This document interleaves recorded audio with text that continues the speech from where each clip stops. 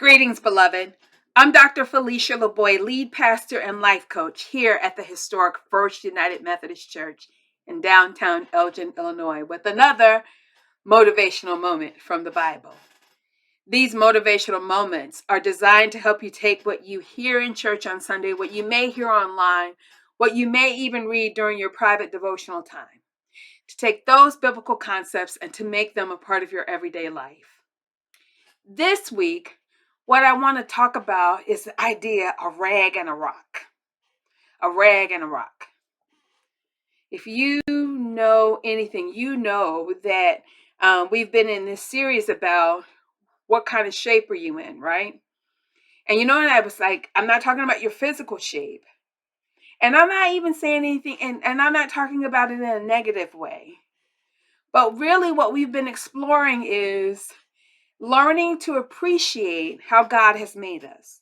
The spiritual gifts that God has given us, the heart or the passion that God gave us, the personality, the A is for ability, P is personality, E is experiences, and that's shape, right? Spiritual, heart, ability, personality, experience. And if you want to see a way that God uses it all, and it's kind of related to Psalm 139, just go to 1 Samuel 17. 1 Samuel 17 is the story of David and Goliath. And many people miss the entirety of the story because we just jump to the David and Goliath fight. And we usually have a westernized way of thinking about it, right? We think the slingshot is the thing you pull back But this story is rich in teaching us how to appreciate who and how God has made us.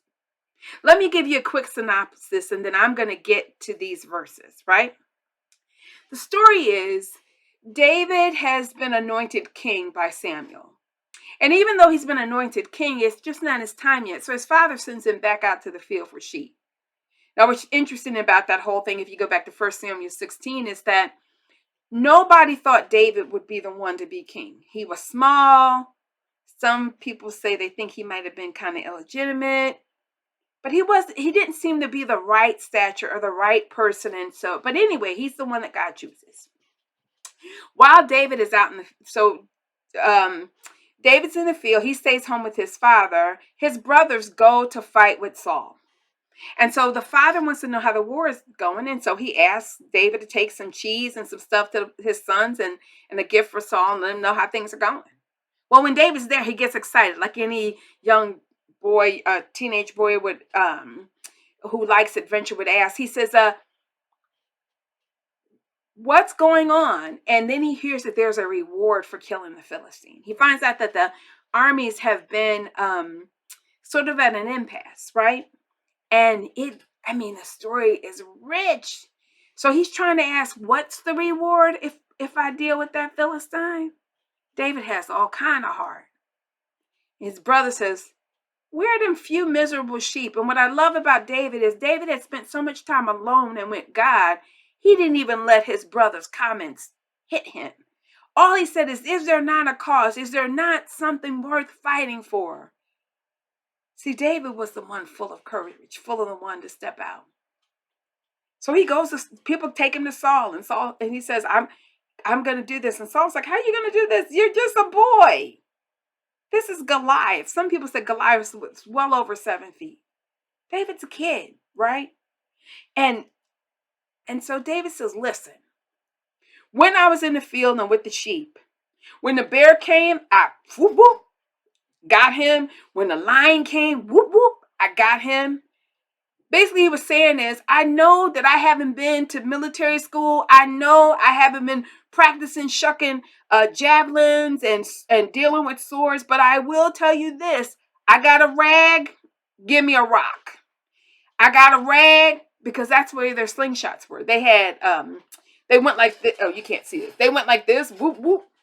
And when they slung it, the force of that hurled that rock out of that rag and boop. David killed the lion and the bear that way.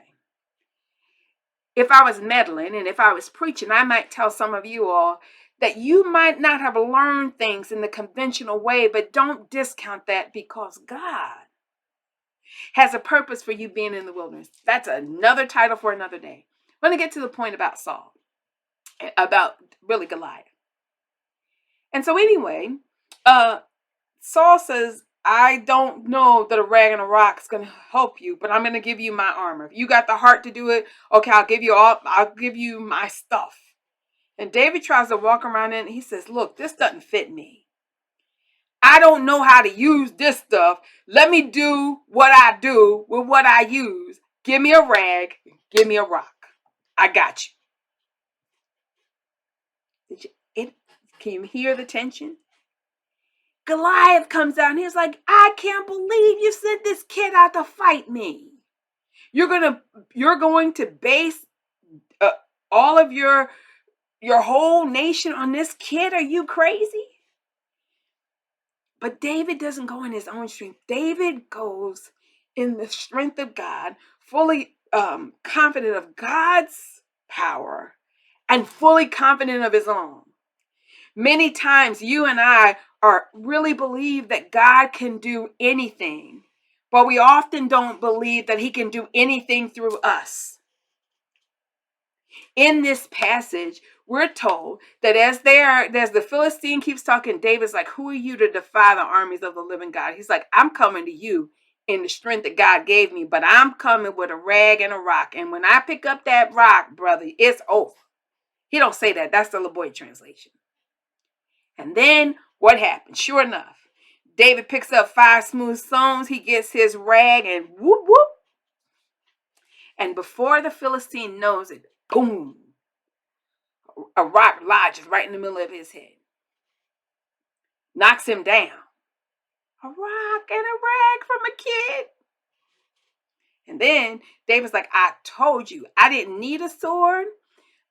But you got one, and I seen you wield yours a little bit, and so I'm cutting your head off. I'm going to stop all of this today because God is going to help me. I see that I got my chance. Whoop, and he cuts Goliath's head off. And so that's the passage that you see here. It says, as the Philistine moved closer to attack him, David ran quickly. He ran quickly to meet him. Reached in his bag, took out a stone and slung it, hit the Philistine in the forehead. Boom. And people are amazed because David didn't even have a sword.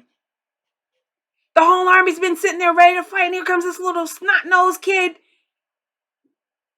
But David sees his chance. He recognizes that he has some gifts, and he recognizes that God is with him. Beloved, God often puts us in places where we should recognize that God has given us gifts and experiences, spiritual gifts, passion, ability, personality, and experience. That God has given us some experiences. All we have to do is be on the lookout. Because often opportunities or things that may seem like problems are really opportunities for God to show off who he is and who he's made us to be. Isn't that great? And then after that, David carries the Philistines' head around, or the army carries the Philistines' head around. And David, just by doing what David does, he invokes courage in the entire army. Beloved, I wonder who is God put you with, who's just waiting for you to step up, waiting for you to use your experience, waiting for you to do what you do. A rag and a rock wins the war. Man, I'm telling you. And then if you keep reading, you'll find out that God not only gave David the heart of a warrior, he gave him a heart of a worshiper. And when Saul is tormented, David, he plays, he looks good. David got the whole package, and so do you. You have everything you need to be all that God wants you to be. You do. All you have to do is do a little self-discovery and figure out. Maybe you don't have a rag and a rock, but God has given you a pen or a computer or a paintbrush or I don't know. I know he gave you something. I know you're right in the shape that God wants you to be so that he might fulfill his purpose through you. And so, beloved, I'm going to ask you this week to ask God to show you what's your rag and rock. And then for God to be clear when there's an opportunity and to give you the boldness of David to walk into it. Every day ask God, what's my rag and what's my rock? I pray too that you'll stick around for this week's Refresh Your Soul moment, which is Sanctus Real, Unstoppable God. Beloved, yes, God can do anything, but God refuses to do anything unless he has a human to work with him. And to be able to work with him, we need to make sure that we fine tune. David had lots of experiences with that rag and rock, the bear, the lion, just target practice. Once we find those abilities, we need to be working on enhancing them all the time because we don't know when our opportunity will come. So this week, search out your rag and rock. Stick around for that Refresh Your Soul moment, and I'll see you here next week. I am Dr. Felicia LaBoy, lead pastor and life coach here at the historic First United Methodist Church in downtown Elgin, Illinois, with another motivational moment from the Bible. Be blessed. See you next week.